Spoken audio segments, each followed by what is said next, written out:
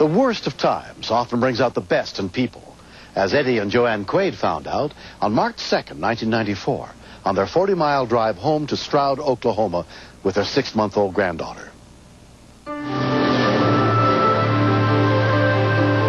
Eddie and Joanne's daughter, Vicki Iska, was making the same drive in a separate car. My mom and dad are really close to my kids, especially my baby, Gina. They're just typical grandparents. Love them and talk about them and show pictures to everyone they see. These are my grandkids.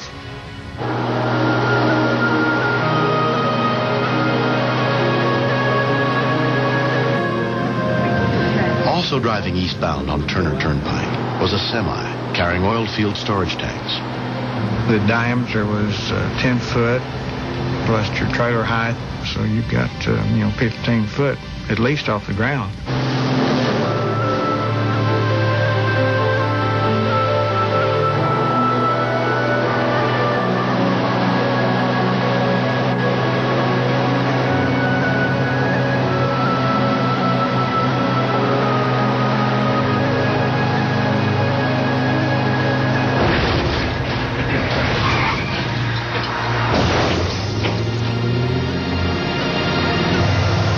I just saw this huge explosion of dirt, and then I saw a car come out.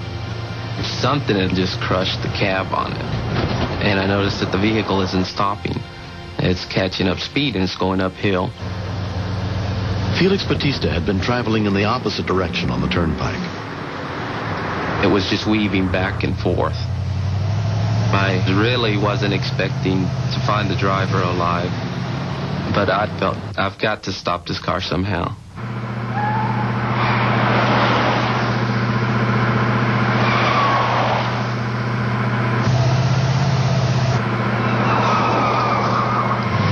By the time I catch up to it, we're doing 65 miles an hour. That's when my heart really started pounding.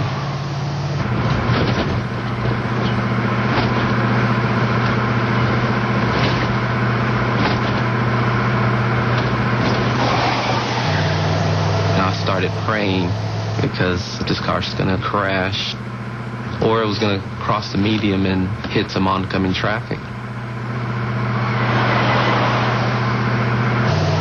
That's when I decided I need to help these people no matter what the cost. Jim Mills had also been driving in the opposite direction when he spotted the weaving car. My first thought was somebody who was drunk. And I thought I ought to at least get a license plate.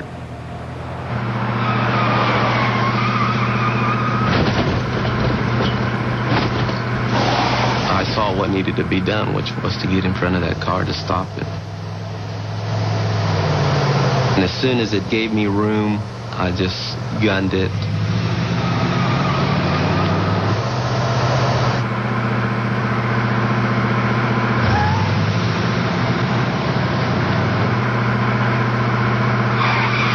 By the time I got in front of it, I was probably doing 80 miles an hour.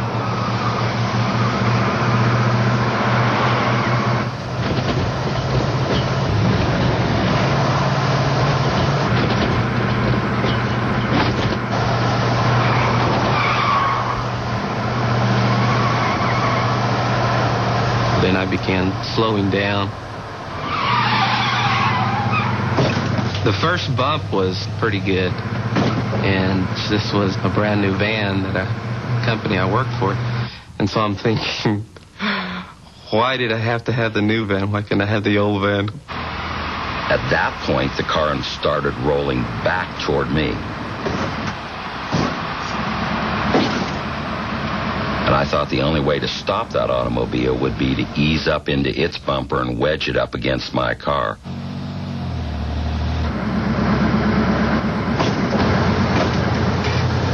And after it hit me, it just continued to slow down.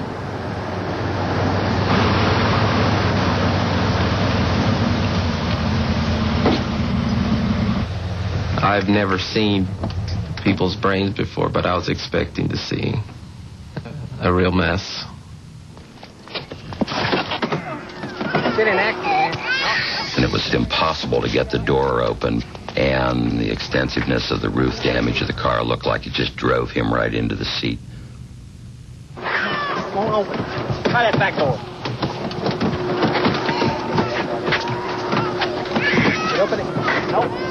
Here we go. And the passenger didn't seem to be injured. Get the baby. All right. I was very surprised that anyone survived. When I saw the baby, I was real grateful that it was not injured.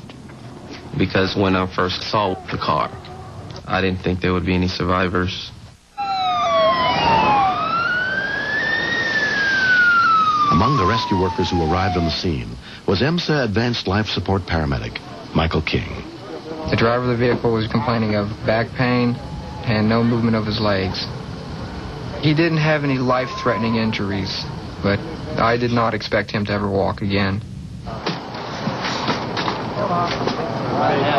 We're okay, Eddie. The baby's okay.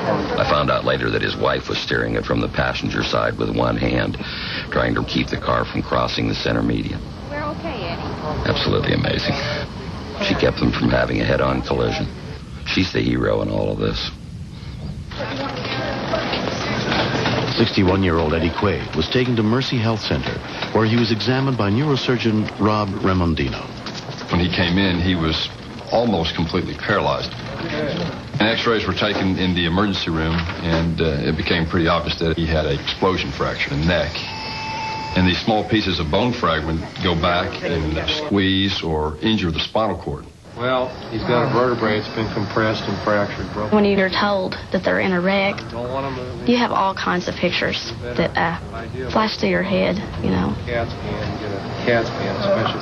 I could have lost my mother, my father, and my child in one day. It was horrible. He needs to get up there pretty quick. So. The first thing that Dad said to me was, "Gina's okay." Okay.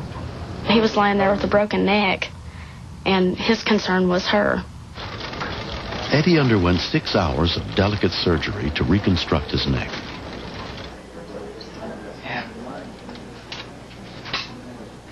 Step. When he asked me, "Doc, how bad is it?" And I said, "Well, Eddie, it's bad." I says, "I'm not sure you'll ever be able to walk again." And Eddie's kind of a guy he kind of has that pioneer spirit. And he just said, "Doc, you do your job, and I can guarantee I'll be walking." Step with the right. And he was true to his word. And shift your weight to the good job. I started riding bulls when I was 14 years old. I've been hurt before, but nothing compared with that. I remember that tank looked like it was 10 stories high coming through the air, hit on top of me. And then I woke up, I went trying to move things, and nothing would move. That was the most terrible experience I ever had. And I remember when I was in that wheelchair, and I'd look up and I'd see those people come by on the walkers, and I'd just say to myself, I'm going to do that.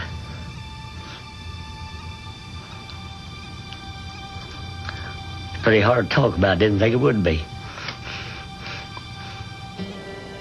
Eddie's recovery is expected to be nearly complete.